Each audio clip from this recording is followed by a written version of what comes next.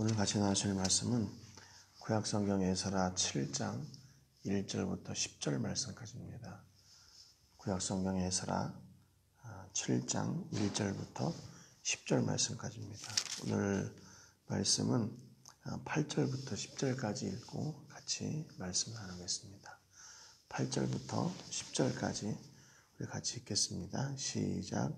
이 에스라가 올라왔으니 왕의 채 7년 다섯째 달이라.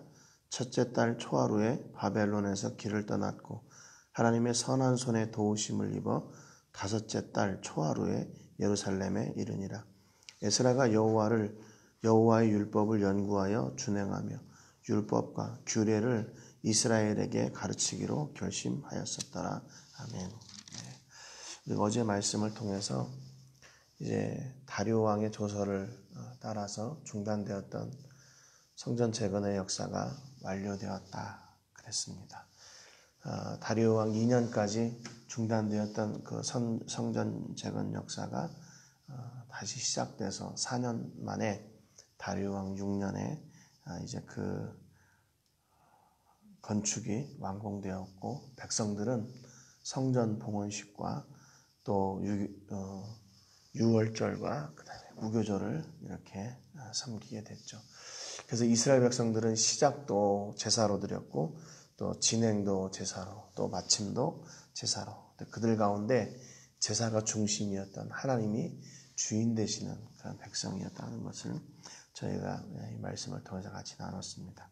오늘 7장에 보면은 2일 후에 바사왕 아닥사스다가 왕위에 있을 때 그럽니다. 우리가 앞서도 어제 말씀을 통해서 잠깐 나누었지만 이 성전 건축의 역사가 이제 어떻게 마무리되었나 하나님이 도우셨고 그 다음에 고레스와 다리오와 아닥사스다 왕의 조서를 통해 이렇게 완공됐다라고 에스라 6장 14절에 하반절에 이렇게 있다고 그랬죠. 사실은 아닥사스다 왕은 성전 건축하고 직접적인 관련은 없지만 이제 그 포로 기환 두 번째, 세 번째 예루살렘의 포로 기환을 통해서 성전의 말씀이 이제 세워지게 되는 백성들에게 말씀이 세워지게 되는 역할을 했던 임금이 바로 아닥사스다 임금이었다 그랬습니다. 근데 2일 후에라는 말은 이 일은 앞에 지금 6장까지 이루었던 그 이스라엘 백성들의 성전 재건의 역사가 다 마쳐진 뒤에를 이렇게 이야기합니다. 근데 엄밀하게 따지면 지금 다리오 왕 때에 성전이 완공이 되고 그 다음에 아닥사스다 왕이 등장하면 다리오 왕은 바사의 세 번째 임금이었고 아닥사스다 왕은 다섯 번째 임금이었습니다. 그런 네 번째 임금이 비게 되는 거죠. 네 번째 임금은 이제 아하수에로 왕인데요. 이때 우리가 잘 아는 것처럼 에스더가 등장을 합니다. 그래서 아하수에로 왕의 왕후였던 에스더가 이제 왕후가 되어서 하만이 이제 유다 백성들을 죽이려고 하는 그런 음모를 꾸미다가 모르드게와 함께 에스더가 그 하만의 그런 계략을 드러내고 결국에는 하만이 죽게 되는 그 역사가 이제 4대 왕 때 아하수에로 왕 때 있었습니다. 그래서 시간적으로는 그렇기 때문에 성전 재건을 마치고 이 아닥사스다 왕위에 즉위할 때가 BC 458년이었거든요. 성전이 재건된 때는 BC 516년이었고요. 그 사이에 아하수에로 왕이 다스렸고 그러니까 약 한 58년 정도의 지금 시간 차가 있는 겁니다.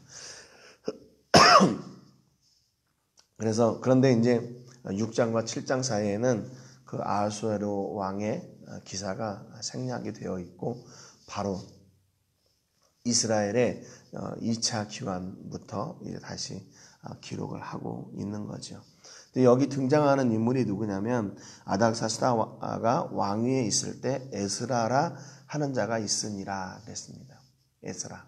그러니까 첫 번째 포로 귀환의 중심 인물은 누구였냐면 우리가 잘 아는 것처럼 스룹바벨과 예수아가 그 성전 재건을 위해서 귀환한 첫 번째 예루살렘으로 귀환한 이스라엘의 그 포로 귀환의 중심 인물이었습니다. 근데 여기 두 번째는 바로 에스라가 등장하는 것을 보면 에스라가 두 번째 포로 귀환의 중심 인물이 될 것이고 하나님께서 왜 에스라를 선택하셨는지 또 에스라가 왜 두 번째 포로 귀환의 중심 인물이 되도록 이렇게 되었는지 하는 이제 이런 풀이를 지금 오늘 본문에서 해주고 있습니다. 에스라라 하는 자가 있으니라 그러면서 7절 하반절부터 5절까지 이 에스라가 어떤 사람인가에 대해서 쭉 기록을 하고 있습니다. 여기 보면 그는 스라의 아들이요 아사랴의 손자요 힐기야의 증손이요. 그러면서 이제 2절부터 쭉 보면은 살룸, 사독, 아이도 이렇게 쭉 가면서 어디까지 올라가냐면 아론 때까지 올라갑니다. 아론의 16대 손, 대제사장 아론의 16대 손이라 그래요. 그러니까 결국에는 이 에스라를 이야기하면서 결국에는 누구를 얘기하고 싶었냐면 이 아론을 얘기하고 싶었던 거예요. 그래서 에스라를 통해서 쭉 올라가면 이 사람이 누구에게까지 올라가냐? 바로 아론의 16대 손이다. 그리고 그 앞에 대제사장이라는 단서가 붙지요. 그러니까 결국에는 이 에스라가 중심 인물이 되었던 건 이제 이 사람이 바로 대제사장의 역할을 감당할 것이고 그를 통해서 하나님께서 이제 이루실 일을 저희에게 기대하도록 하는 겁니다. 그러니까 이 에스라는 혈통적으로 레위 지파일 뿐만 아니라 아론의 혈통으로 제사장의 지파를 감당하는 사람이었다는 것을 설명을 해주고 있죠. 6절에 보니까 이 에스라가 바벨론에서 올라왔으니 그는 이스라엘의 하나님 여호와께서 주신 모세의 율법에 익숙한 학자로서 그럽니다. 에스라가 누구인가? 학자다. 어떤 학자인가? 하나님의 말씀에 또 특별히 모세의 율법에 익숙한 학자다. 이렇게 얘기합니다. 그러니까 혈통적으로는 아론의 후손이고 그가 이 땅에서 하는 그 지위, 그의 역할은 뭐냐면 하나님의 말씀에 익숙한 학자였다는 거죠. 그리고 그 뒤에 보면 그의 하나님 여호와의 도우심을 입음으로 왕에게 구하는 것은 다 받는 자이더니 그랬습니다. 여기 보면 좀 서술이 조금 이렇게 특별한 서술인데요. 그가 어떤 사람인가? 세 번째 설명을 하는데 하나님의 도우심을 입음으로 왕에게 구하는 것은 다 받는 자이더니 그랬어요. 여러분 지금 이 아닥사스다 왕에게 구하는 것을 다 받는 것이 누구의 도움이라면 하나님의 도우심이라고 이야기합니다. 이방 왕에게 도움을 구하는데 그걸 다 받을 수 있는 게 왜 하나님의 도우심입니까? 에스라가 학자이고 또 그의 혈통이 이스라엘에서 아주 중요한 혈통이기 때문에 그 사람들에게 그 이방 사람들에게도 존경받는 사람이기 때문에 그의 학식이 높고 인격적으로 뭔가 잘 다듬어진 사람이고 이런 이유 아니면 그의 가문이 왕의 가문하고 친하거나 아니면 이렇게 뭔가 이렇게 물질적인 그런 걸 했다든지 전혀 그런 게 없어요. 이방 왕에게 도움을 구할 때마다 다 그것을 구하는 것은 다 받는 이유가 하나님의 도우심을 입음으로 그래요. 여러분 그러니까 하나님의 도우심이 우리 안에 있을 때에 우리가 상상할 수 없는 일들이 일어나게 되는 겁니다. 우리가 이해할 수 없는 일들이 일어나게 돼요. 하나님의 도우심을 구했는데 이방 왕의 도움을 받게 되는 거죠. 하나님의 도우심으로 말미암아. 성경이 얘기했던 이유는 바로 그거예요. 그 뒤에도 나오는데요. 7절에 보니까 아닥사스다 왕 제7년에 이스라엘 자손과 제사장들과 레위 사람들과 노래하는 자들과 문지기들과 느디님 사람들 중에 몇 사람이 예루살렘으로 올라올 때 그랬습니다. 두 번째 예루살렘으로 귀환하는 그 사람들의 구성이 어떻게 되었나 기록을 하고 있거든요. 여기서 이스라엘 자손들, 제사장들, 레위 사람들, 노래하는 사람들, 문지기들, 느디님 사람들, 첫 번째 귀환했던 사람들의 구성과 별로 다르지 않습니다. 우리가 앞에서도 얘기했지만 느디님 사람들이라고 하는 것은 성전에서 막리를 하는 사람들이다, 이렇게 성경이 번역을 했다 그랬죠. 그러니까 대제사장에서부터 막리를 하는 사람들까지 전부 다 두 번째 귀환에 동참한 사람들이에요. 이 에스라가 8절에 보니까 이 에스라가 올라왔으니 왕의 제7년 다섯째 달이다 그랬습니다. 그래서 9절에 보니까 첫째 달 초하루에 바벨론에서 길을 떠났고 하나님의 선한 손에 도우심을 입어 다섯째 달 초하루에 예루살렘에 이르니라 그랬습니다. 여기도 지금 이스라엘 백성들이 바사에서 예루살렘으로 복귀하는 그 기간이 4개월 정도 걸렸다, 그렇게 기록을 하고 있죠. 그런데 그게 무엇 때문인가? 하나님의 선한 손에 도우심을 입어, 또 이렇게 성경이 기록을 해요. 여기도 선한 손, 하나님의 선한 손에 도우심이 있었다 그랬죠. 여기 도우심이란 말이 바로 손이란 말입니다. 손, 하나님의 손. 그러니까 그분의 전적인 전능하신 손이 그를 붙들고 있을 때, 또 이스라엘을 붙들고 있을 때 이 놀라운 일이 일어났다는 거죠. 그러니까 두 번째 예루살렘의 포로 귀환도 누구의 손 안에 있나? 하나님의 손 안에 있는 겁니다. 하나님께서 에스라에게, 그 학자 에스라에게 하나님께서 그에게 특별한 마음을 주시고 또 이스라엘 모든 백성들에게도 바벨론을 떠나서 예루살렘까지 이르도록 하는 그 여정을 갈 수 있도록 각별한 마음을 주셨다는 거예요. 여기 본문도 역시 마찬가지로 첫 번째 포로 귀환자들이 첫 번째는 더 북쪽으로 이동을 했는데 그 먼 거리, 한 5, 6개월 정도 되는 그 여정을 그냥 도착했다라고 짧게 서술한 것처럼 두 번째 이스라엘 백성들의 여정도 짧게 기록하고 있습니다. 그러니까 이 에스라가 성경에서 기록하고자 하는 그 중심 내용이 어디에 있는지를 볼 수가 있는 거죠. 그 여정 속에서 얼마나 어려움을 당했는데 그것을 어떻게 이기고 그것을 어떻게 극복하고, 그런 어떤 그 출애굽기의 여정의 그런 기대보다는 그 예루살렘에 돌아가서 어떻게 예루살렘이 세워지는가에 더 초점이 맞춰져 있다는 것을 알 수가 있죠. 에스라 8장 31절에 보면 잠깐 그 두 번째 여행 가운데 어려움을 당했던 그런 부분을 기록한 게 나오거든요. 그런데 그것도 살짝 지나가요. 그러니까 여기서 지금 서술하고 또 이야기하고 싶었던 것은 그 여정 가운데 만나는 어려움이 얼마나 컸던가, 그것이 아니라 거기에 가서 무엇을 했나 하는 것을 더 초점을 맞추고 싶은 거죠. 그래서 10절에 보니까 에스라가 여호와의 율법을 연구하여 준행하며 율례와 규례를 이스라엘에게 가르치기를 결심하였었더라 그랬습니다. 그러니까 지금 에스라가 두 번째 포로 귀환의 중심 인물이 되면서 그가 이 포로 귀환에 이렇게 가서 두 번째 예루살렘에 도착하게 된 그 중심 이유가 바로 여기에 있어요. 뭐냐면 이제 완공된 성전 위에 에스라가 다시 그 위에 말씀을 세우기 위해서 두 번째 귀환을 하게 된 겁니다. 이것은 이렇게 이스라엘이 계획한 게 아니고 또는 바사에서 계획한 게 아니죠.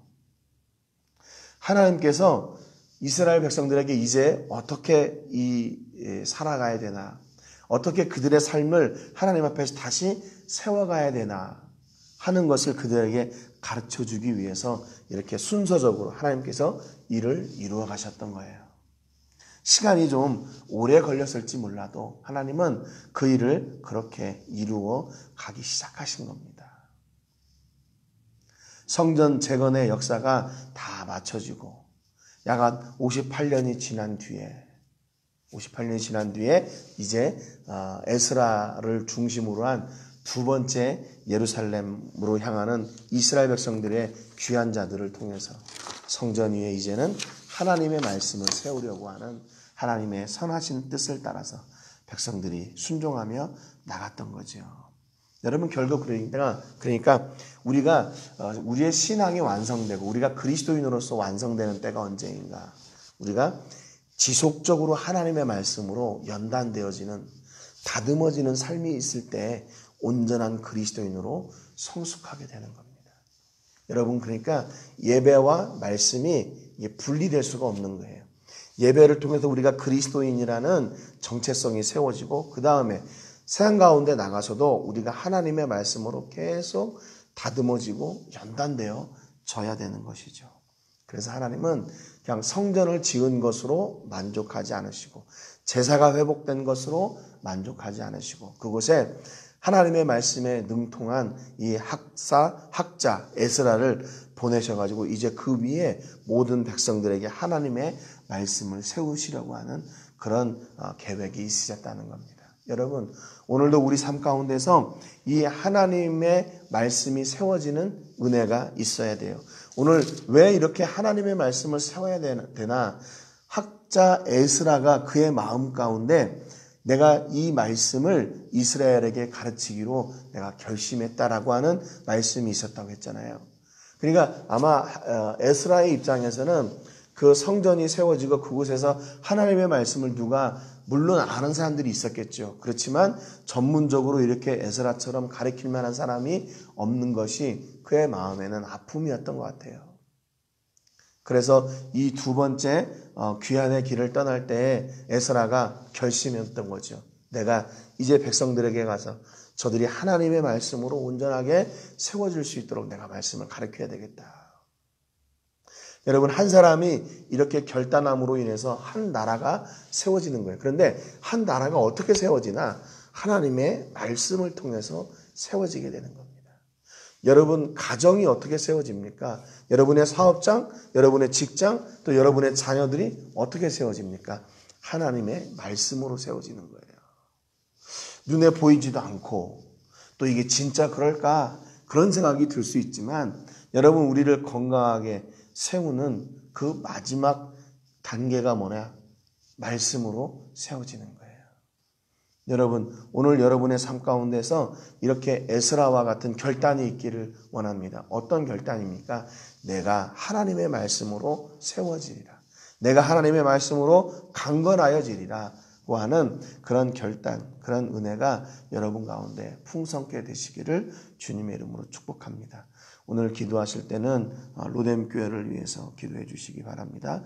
로뎀 교회가 이제 새롭게 시작이 될 텐데 그 모든 과정 가운데 하나님께서 인도해 주셔서 가장 합당하게 또 가장 합당한 시기에 우리도 잘 준비해서 시작될 수 있도록 위해서 기도해 주시기 바랍니다. 계속해서 바세코 화재 회복과 전 세계적으로 확산되고 있는 코로나19의 피해와 확산을 막아주시고 속히 회복시켜 주시기를 위해서 기도하시고요. 우리 교회 모든 성도들의 건강과 영육의 강건함 위해서 기도해 주십시오. 오늘 말씀처럼 하나님과 하나님의 나라를 향한 그런 에스라와 같은 결단과 헌신이 있게 해주시기를 위해서 기도해 주시기 바랍니다. 제가 먼저 기도하고 우리 같이 기도하겠습니다. 하나님 아버지 감사드립니다. 오늘도 주신 말씀을 통해서 저희가 우리 삶 가운데 지금 세워야 될 것이 무엇인지를 다시 확인하게 해주셔서 감사합니다. 성전이 재건되고 그 안에 예배가 회복됐습니다. 그런데 학자 에스라는 하나님의 말씀을 그 백성들 위에 세우기를 결단하고 두 번째 포로 귀환자들과 함께 여정을 떠났습니다. 하나님의 말씀이 세워지는 것, 그 말씀이 중심이 되고 그 말씀을 따라 사는 것, 그것이 바로 하나님의 백성의 모습이고 삶인 것을 에스라가 알았습니다. 하나님, 오늘 우리 삶 가운데서도 우리 삶 가운데 이 하나님의 말씀이 온전하게 세워짐으로 우리가 온전한 그리스도인으로 세워지는 데 부족함이 없는 은혜가 있게 해주시기를 원합니다.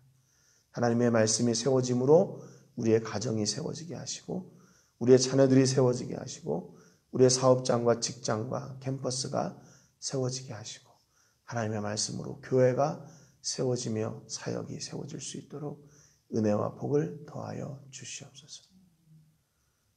모든 영광을 하나님께 드리며 예수님의 이름으로 기도합니다. 아멘.